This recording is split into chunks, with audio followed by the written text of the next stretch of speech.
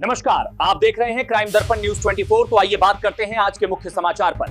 देश भर की तमाम बड़ी खबरों पर नजर डालते हैं।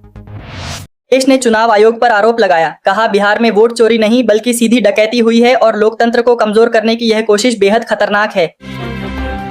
खान और अब्दुल्ला आजम को 2 पैन कार्ड केस में 7 साल की सजा सुनाई गई है। कोर्ट ने दोनों को दोषी माना और उन्हें फिर से जेल भेज दिया गया है।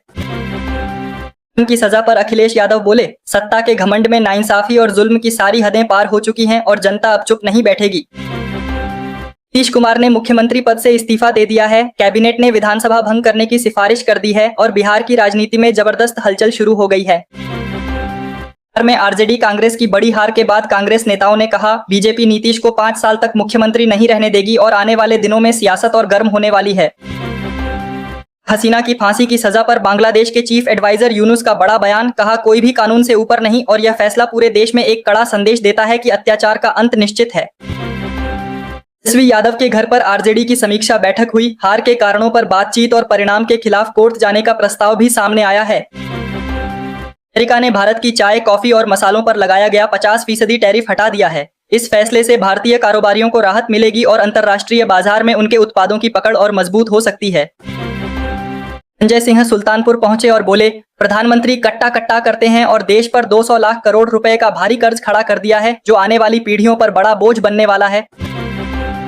शाह की अध्यक्षता में एनआरसी बैठक हुई। 8 राज्यों के मुख्यमंत्री शामिल और सीमाओं से लेकर सुरक्षा तक कई बड़े मुद्दों पर लंबी और गंभीर चर्चा हुई है।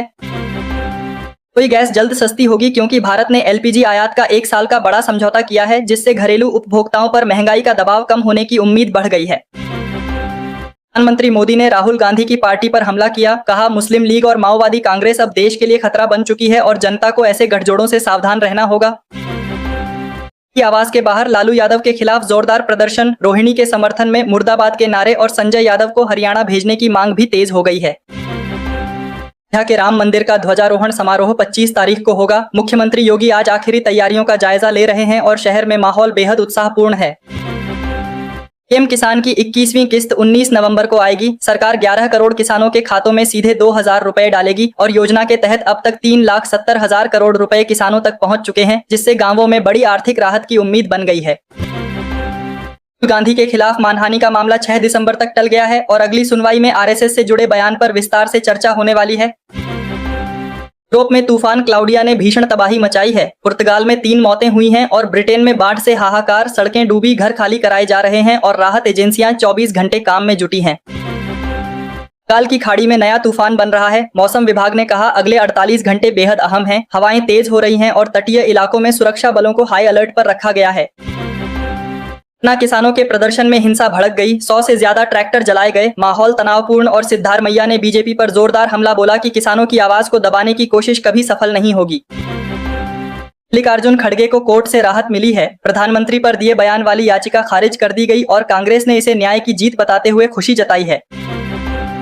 नौकरी और तस्करी के मामलों में बढ़ोतरी के बाद ईरान ने भारतीयों के लिए वीजा फ्री प्रवेश फिलहाल रोक दिया है। अब भारतीय नागरिकों को पहले की तरह बिना वीजा प्रवेश नहीं मिल सकेगा।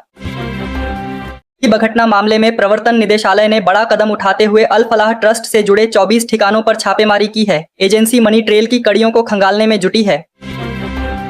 यादव ने दावा किया है कि बीजेपी जेडीयू में टूट करवा सकती है। साथ ही उन्होंने नीतीश कुमार को महागठबंधन में वापस आने का खुला ऑफर भी दे दिया है, जिससे बिहार की राजनीति गर्म हो गई है।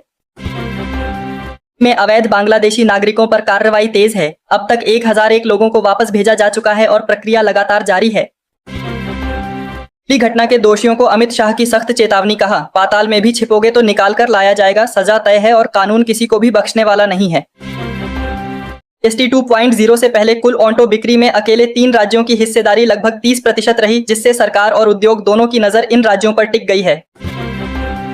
सोना 1,21,000 रुपए प्रति 10 ग्राम पर आ गया है। पिछले 3 कारोबारी दिनों में इसके दाम 5,188 रुपए गिर चुके हैं। चांदी भी 3,083 रुपए टूटकर 1,52,000 रुपए प्रति किलो बिक रही है। हार की हार के बाद एसआईआर पर कांग्रेस ने सीधा हमला बोला और रामलीला मैदान से जोरदार हुंकार भरते हुए हस्ताक्षर अभियान और बड़े जनसंपर्क कार्यक्रम शुरू करने का ऐलान किया। नए वाहन चलाने वालों को बड़ा झटका लगा है क्योंकि केंद्र सरकार ने फिटनेस फीस को 10 गुना तक बढ़ा दिया है, जिससे पुराने व्हीकल रखने वालों का खर्च काफी बढ़ जाएगा। आज की क्राइम दर्पण न्यूज 24 रिपोर्ट में इतना ही। खबर पसंद आई तो लाइक करें, शेयर करें। हर बड़ी खबर के लिए चैनल सब्सक्राइब करना ना भूलें। फिर हाजिर हो गए फिर किसी बड़ी खबर के साथ। तब तक के लिए नमस्कार।